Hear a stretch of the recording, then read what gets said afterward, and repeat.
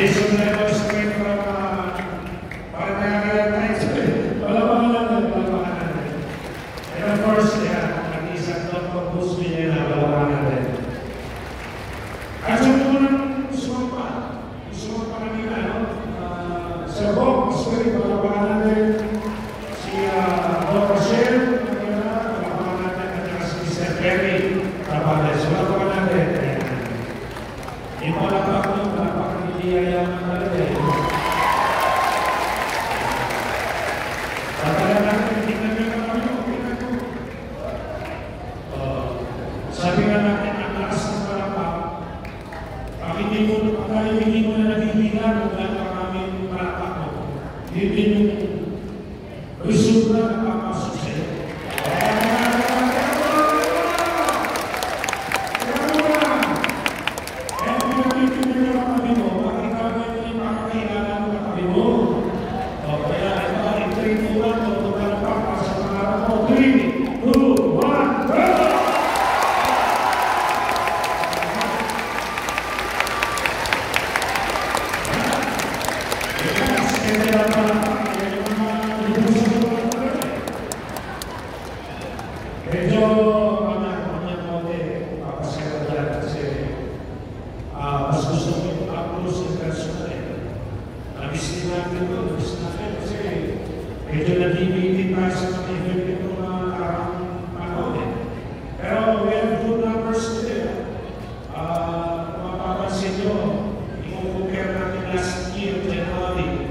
We started at 4 p.m. mga tao na dito ba sa baba eh. Tapos medyo dumadagdag.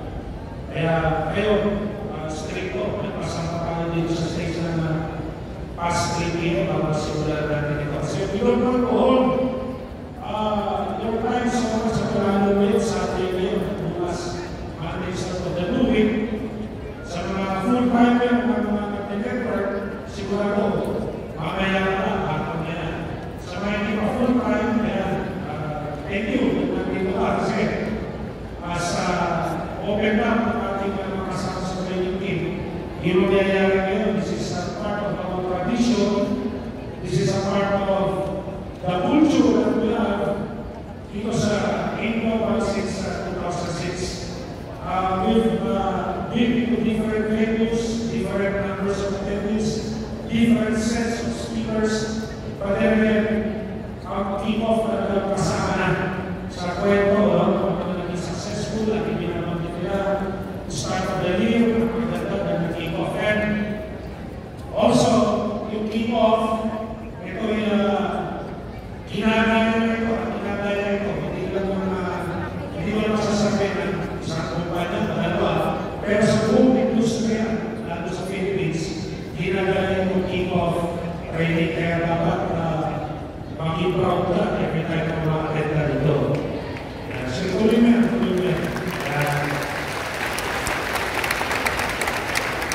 Kick-off training is different set of learnings, different set of mindset. Kasi meron tayong gathering, may mga season tayo, may anniversary, may mid-year, may mga warning, pero kick-off. This, mga bagay na pwedeng maalala mo, i-remind sa'yo, o pwedeng ito yung bababuli mo sa buong taon. Pero ito, sa experience natin sa network marketing, mas maganda yung may binabalikan kang learning, may binabalikan kang lesson, yung may inuulit ka. Kasi sa network marketing, open secret naman yan. Kung ano yung ginawa mong una, dapat yung pinagawin mo sa gitna hanggang sa achieve mo yung mga goals mo. Pag-achieve mo yung goals mo, babalik ka naman sa simula. Common mistake, pakinggan mo ito, common mistake. Yung iba nagsimula, nagliliyam, nag-umapaw, excitement, tumabaw hanggang gitna, nakuha ang result, nawala ng init. Hindi na kaya bumalik sa simula. Tayo, sa network marketing, ang unang-unang pwede mong i-apply na ginagawa mo na before, nagkala mo sa network marketing, hindi tinatawag natin practice of in life. Ano yung purpose in life? Yung normal na ginagawa natin, dyan lumalabas yung words na survival, dyan lumalabas yung words na yung everyday needs. So, ganun din sa networking. Kahit mo tayo nilagay dito, may word. Kahit may coach ka na, may bahay ka na, kumikita ka ng milyon, ang hindi mo dapat kalimutan ay gawin kung ano yung mga ginagawa mo noong simula. Kaya dito, katabi mo ba, katabi mo? Tingnan mo muna yung apply mo. Ito warning ito, warning sa mga apply. Pag lumabas sa bibig mo, ang salita, back to basic tayo. Narinig mo ba yan, damay? Madalas na sinasabi ng apply mo yung salita, back to basic tayo. Yun, walang problema. Pag lumalabas sa bibig ni apply ng mga salita mo, otherwise, back to basic tayo. Ang ibig sabihin, tinigil yung basic, kaya kailangan balikan. So, ang point, ang wala na minapapag sa kanila, hindi dapat tinigil kung ano yung ginawa mo noong simula. At isa sa mga simula na ginagawa mo ay yung pag-attend ng kick-off, training at application na mga natututunan mo from kick-off training and throughout the year na mga pag-attend ng mga trainings. So, warning, pag nasa isip mo natin na bago isip tayo, simple lang na nangyari, kinalimutan mo yung basic.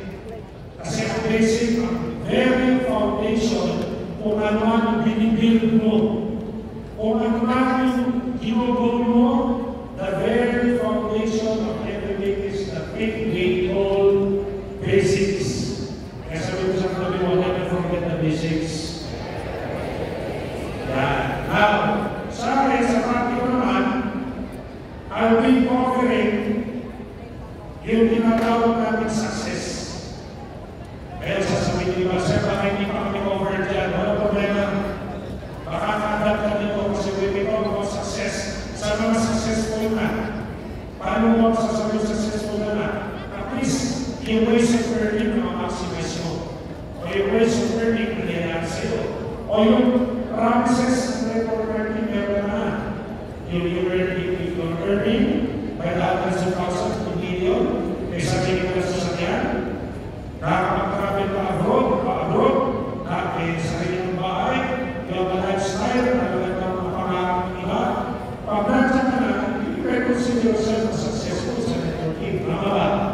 Kaya kung nagsisimula ko parang iba-ibang definition ng success, but nonetheless, yung topic ko, gusto kong i-convey sa inyo ng message dito, kailangan kilala mo at kinakakalan mo yung success na dumadaan mo sa'yo. Very vital na dapat alam mo yung bumabaksak at dumadating na success sa'yo at kung saan mo ginagamit yung success. Kasi mo often na ano ba ang mga normal? When I say normal, sinasabi sa everybody say normal. May mga normal challenges. Pag-leader ka at tawag sa challenges, opportunities. May mga opportunities na dumadating sa isang network leader. Number one, attrition na ginagawa. Alam mo yung sabihin ng attrition? Kahapon, 10 kami, ngayon, 2 na lang kami. Attrition yun. Nalilis nyo. May mga contributor ng attrition, napakadami. Kulang ang isang oras para ikwento ang iba't ibang dahilan kung bakit may attrition. Mag-duel lang ako sa isa. Ano yun? Yung maling gamit ng success. O may tamang gamit ng success, may maling gamit ng success. So, kaya ang aking topic, kaya siguro sa topic. Kaya, ang topic ko, study your success. Bababa ako, mas gusto ko palagi ako sa tao eh. Dadaan yung pagkakap kasi matulihan sa kaos. Kaya naman, may quiz, meron, hindi masagot kung ano kaya. Kaya, so hindi ba, maraming patuloy ko ang challenges at mga opportunities na dumadating sa'yo. And of course, everybody wants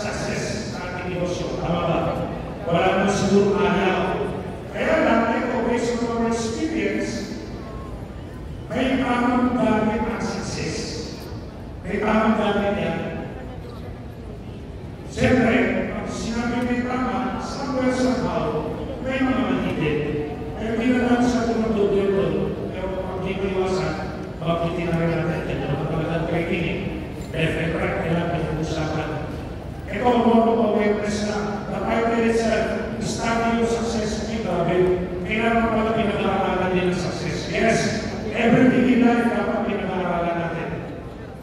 The way you present yourself, dapat pinag-aaralan natin. The way you talk, the way you live, the way you follow, dapat pinag-aaralan natin. Tulad ng negosyo natin. So, ngayon, sabi ko na may resulta na, okay, maganda pang ganyan. Yung mga wala pang resulta, bakit iniisip nyo? Bakit natin ito sa akin yan? Sandali, kung wala pang resulta ngayon, dapat mas excited ka makinig dito. Kasi, kung ikaw naniniwala sa ginagawa mo ngayon, kung naniniwala ka sa global group of companies, dapat alam mo ang success parating sa'yo. Dapat sigurado ba, alam mo parating ang success sa'yo. Tama ba?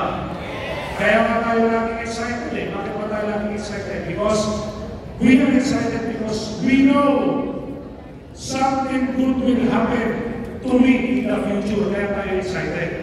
Kaya kahit wala ka pang resulta ngayon, ang papupuntahan niya, success din. Kaya dapat ready ka na. Ready ka na. Kaya maganda to. Wala ka pa ng kotse ngayon, hindi ka pa kumikita ng milyon, hindi ka pa doon lifestyle, hindi ka pa nakakapag-abroad for free. Okay lang, at least natinig mo na ngayon, mapagkakatalan mo na. So, studying your success is more of identifying, am I using my success rightfully? Am I dwelling to the right understanding of success? And please, help me for the next 30 minutes yan inyong pakikinggan sa akin. Okay na ba? Okay na ba? Ang ating conference, ang mga pag-usapan natin, reflect on your accomplishments, and recall your actions, identify your development, spread your potential, forgive your failures, and start, inspire, and finish satisfied. Yan lang naman ang pag-uusapan natin. Magkili lang yan. 1, 2, 3, 4, 5, 6 topics lang yan. Yung isang topic, ika-2 oras lang naman yan. So, huwag na natin tawagin yung ibang speaker. Ako na lang. Yan. Dilo lang. Ayan. So, simulan natin. Reflect on your accomplishments. May timer naman tayo. Pagka mga 25 minutes na ako sabihan niya.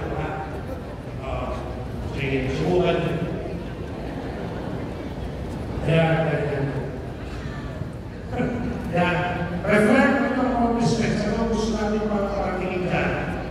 All of your accomplishments should be the result of your passion and not by dictates of conformity. Ano ba yung conformity? Kung yung puso, kung yung inutos na, kung ano lang yung gusto ng marami, pero hindi naman yung gusto mo. So, madali salita, ang success mo, ang accomplishment mo, dapat ito nakabase sa kung ano yung passion mo. O wag mo magagalit sa akin ng mga times, ha? Don't get me wrong. Kasi may mga grupo na talagang wala naman masama. Di ba talaga nakikita? Flashy cars. Talaga nila naman ang resulta ng teleproperty. Kita mo, yung mga sports car, mga malaking SUV, mga ganyan, mga yan. Pero ang gusto ko lang pagpupulat dyan, yung individual na makakakotse. Hindi ko gusto sa apply sa individual na makakakotse. Nabanggit ko kanina, pag hindi mo pinag-aaralan ng success, pwede ito ay maging attribute o pwede maging resulta ng attrition. O na hindi makakasundo, o na hindi makakapulawakan ng apat at pagkatawag na pagmali ng ating ng success. Lalo na kung ang apat ang gusto niya maging success ng kanyang damay ay binabase ano lang yung gusto. Hindi nakabase kung ano yung gusto ng distributor. Marami na po kami na-experience na ganyan. Sir Jun, hindi kami magkasundo ng apply ko. Bakit? Ang gusto ko po, motor. Pinipilit po ako mag-SUV. Iwan ganyan sa ako. Siyempre, bilang reporter din, sasabihin ko, mas nakakabalik naman talaga ang SUV kumpara sa motor. Sa pananaw natin. Pero sa pananaw, gusto mo motor,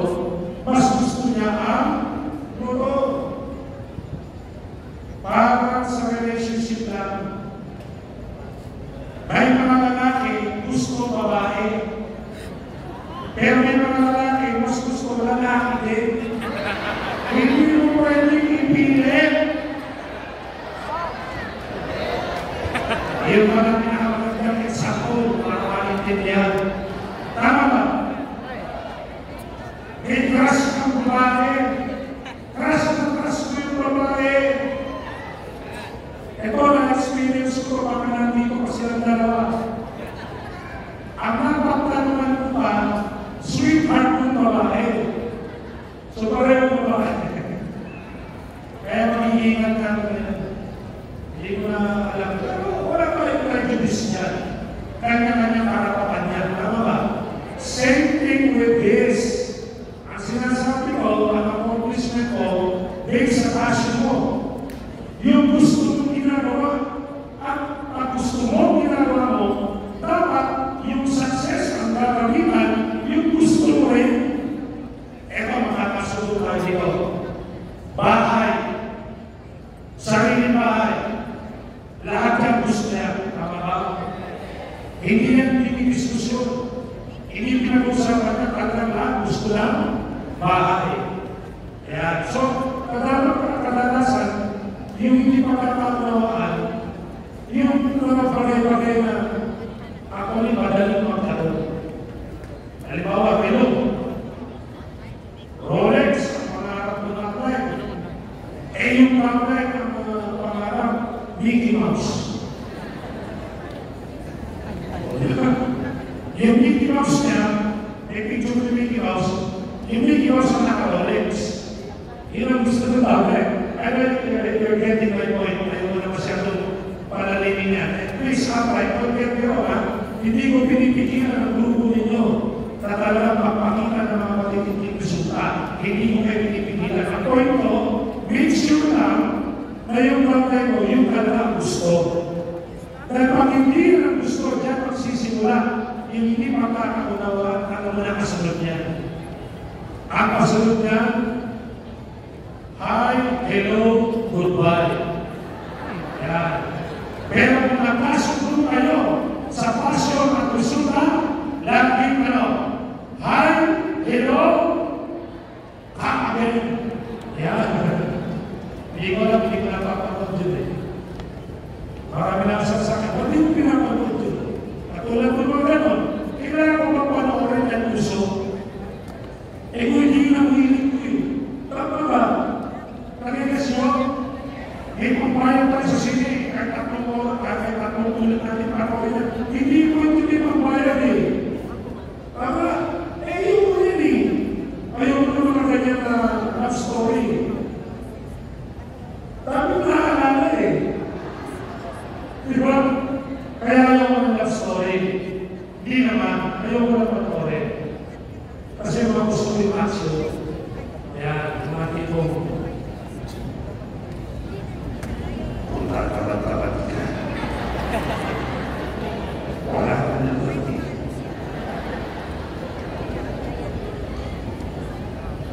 Mihilit ka ng video mo na. Panahon na nila. Ito siguro panahon na ito. Ang hirap sa iyo, Georgia.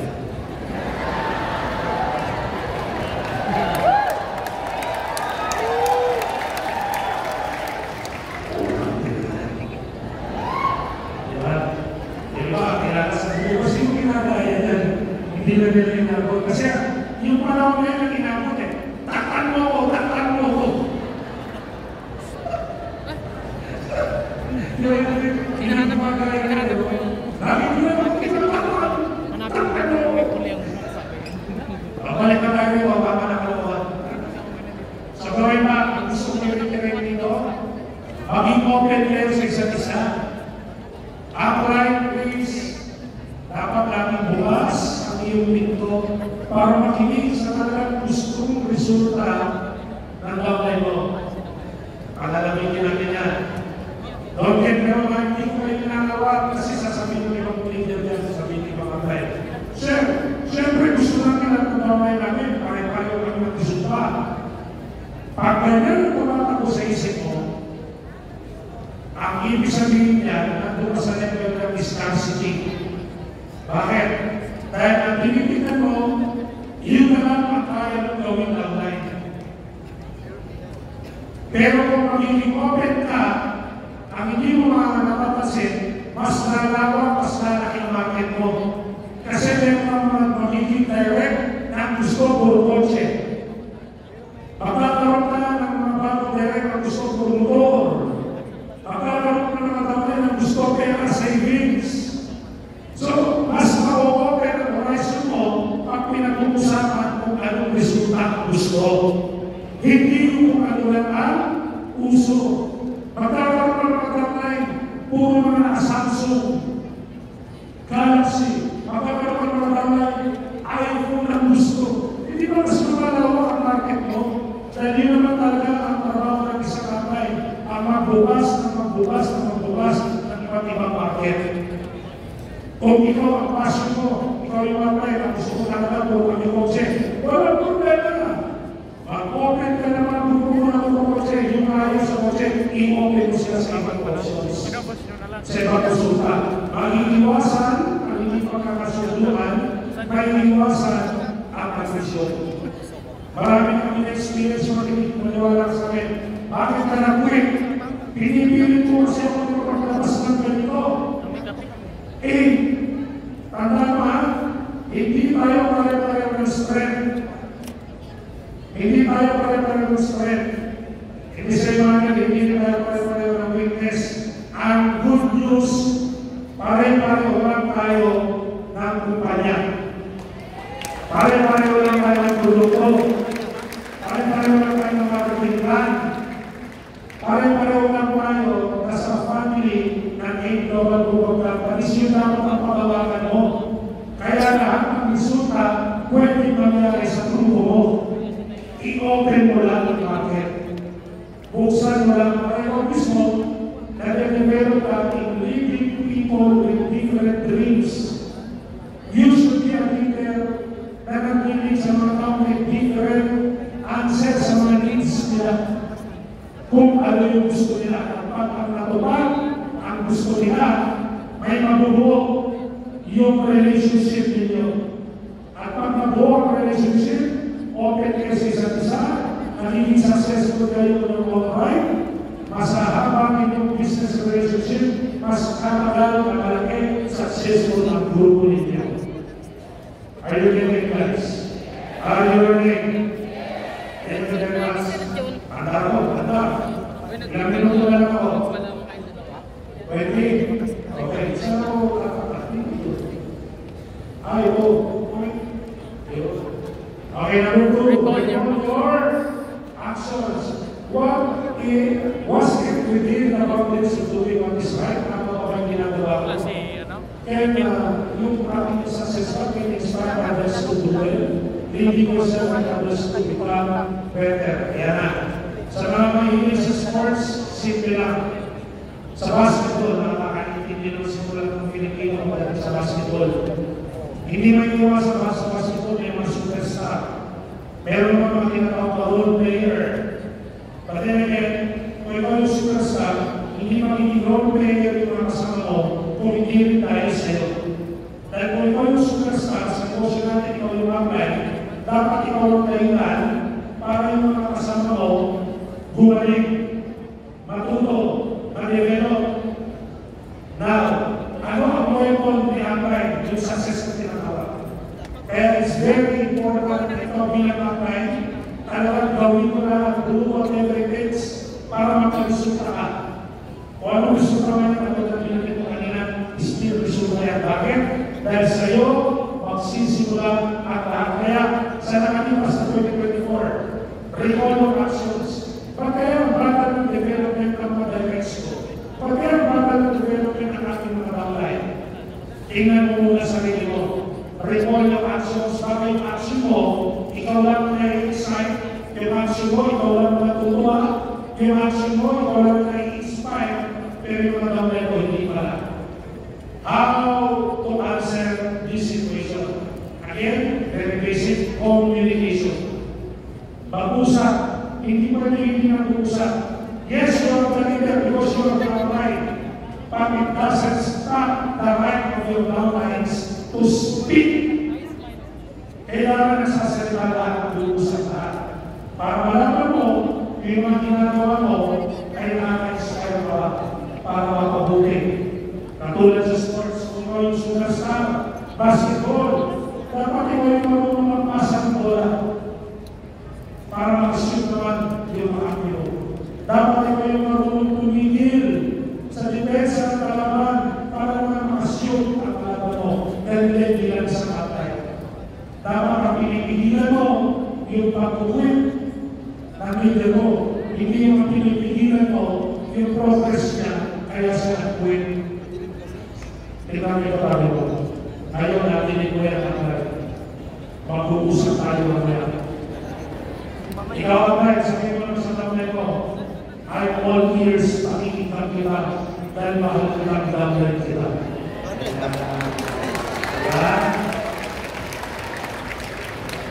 Di mo hindi mo palang pakala kung may club siya kita. Okay, tama. Identify your development. Identify, kilalanin yung sabihin ng development. Your development is the image of your desires. What you think and do makes you. It's your personality. Kaya, I use the word personality sa dulo. Pero yung muna, ginamit yung salitang image. Gusto ko lang ipatin. Image is one thing. The person is another. Ito ang medyo mabigat sa network marketing. Lalo na pag nagkalisun ka ng isang beses. Umintang ka ng malaki. Nakakonsi ka. Whatever comes first. Nag-level up ka, napromote ka, naging sa stage. Ang mabigat nito, you are slowly making an image.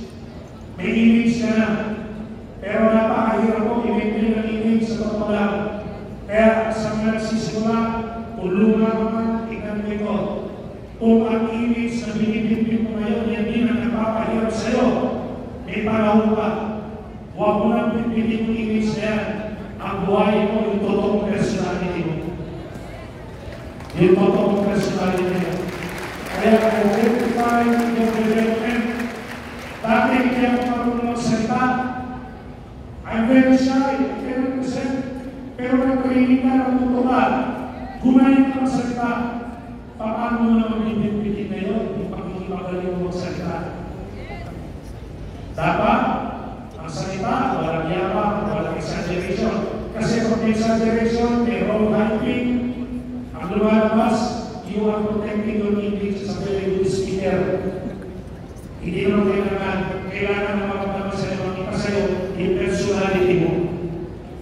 Mas mahaba ang iwala ng mga downlines mo pag kilala ka nila on your personality and not on the image that you are protecting. Bumabati ka, maging open ka. Nahihirapan ka, mag-open ka. Magsabi ka, open secret ng pathway ko. Yung pathway ko consistent number 1. For straight 8 years, top 1. Kumikita ng milyon, step lang. Walang referral, walang match sales. Step lang, pero kumikita ng milyon. Tinanong mo isang apply, meron apply ko. Anong sikreto mo? Bakit naging nagtapuan? Ang sagot, kasi may mga downline ako na katulad mo na mas magaling pa sa akin. Ganun kami pinag-apply namin. Ang sabi niya, mas magaling kami sa kanya. Pero alam mo naman ang pagkakuan, kung bakit magaling, kasi alam mo magaling ang apply mo. Kaya nang i-apply ko, ang pinoprotect na ang image. Ang pinagkikita niya sa aming personality na ganun siya. Hindi siya nag-grab ng credit sayo, kanya-kanya. Kaya yung salitang ako, open secret ko, kaya ako successful kasi mas marami kong downline na mas magaling sa akin.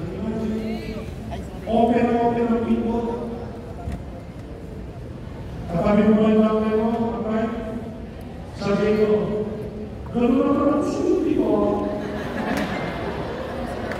Sagutin mo ba naman? At think about it. Baka naman mamaya, mapulot ko na naman sa korto. Nanaaway ang may lalaki. Bakit? Sumubra open. Nagmurahan eh. Huwag naman gano'n. Ayusin lang ang pag-usap. So again, living up to an image is very hard. Don't live up sa image na yan. Ikaw ay laging pumupuwalin, pamahalin na mga suot. Just be you. Identify your development. Yung development mo ba, masaya ka? Yung development mo ba, nakaka-inspire ka? Yung development na yan, ito applicable ba? Yun ang importante. Huwag natin pahirapan ng recording. Kasi pag ikaw, higil na higil sa mga bagay, parang pinamumukha mo na hindi mo kaya ulit. Hindi mo dapat dito mahirapan ulit kasi for the past 19 years proven, nakukuha ka sa mga ng ginagawa ng negosyo. Yes! Naniniwala ko ron. Tayo. Spread your potential. Ito na, simple lang ibig sabihin ko.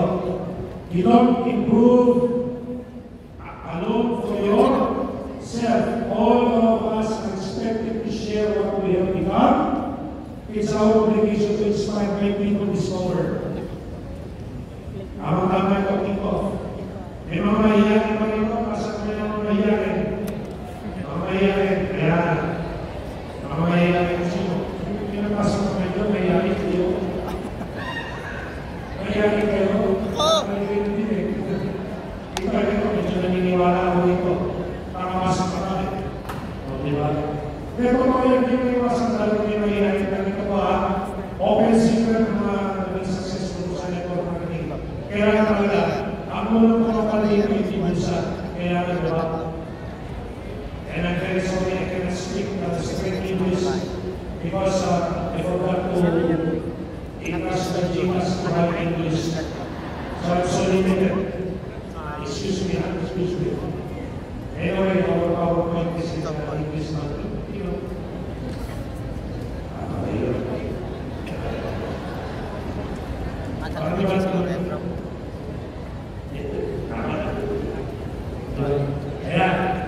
So, spread your potential. You don't improve alone for yourself. Yan dapat ang nasa utak mo. Pag nag-improve ka, hindi lang para sa sarili mo. Nag-improve ka kasi dapat may kwento ka. Nag-improve ka kasi hindi ko kwento idadagdag mo. Kaya bawal ang mahihayin mo kagad. Meron sa akin ako, okay ko lalalit sa akin. Ang una yung pag-aralan dapat kung mapag-yung ka. Kasi walang ganun dapat ikaliya. Hindi ka naman nag-represent ka na abibabaksa. Tama? Yung mga nag-abibabaksa eh, hindi na iyak, ganyan lang. Tama eh! Tapos narapan ng damit. Diba? Tapos, may camera pa, hindi ko, ikukwento mo. Makakatulog, magkakako ka, okay na eh, di ba? Makakisip products, may problema sa'yo, matutulungan mo. Tapos, hihinta ka ng kakaya. Kaya yung iba, napabagalan nila mag-improve. Bakit? Kasi wala naman pagkagamitan eh. Kaya ito, pagkakalan mo sa sarili mo ngayon. Kaya parang balagan ng development ko. Kasi wala naman pagkagamitan, useless. Kahit 100 times sa kapatid na KTO, kahit 200 times sa kapatid na Tigasamit, kahit wala pa ka dito, nauna ka na. Kahit ano matutunan mo, kung hindi mo naman kinakit mo na pag-iyakin ka, hindi ka talaga mag-develop. Kaya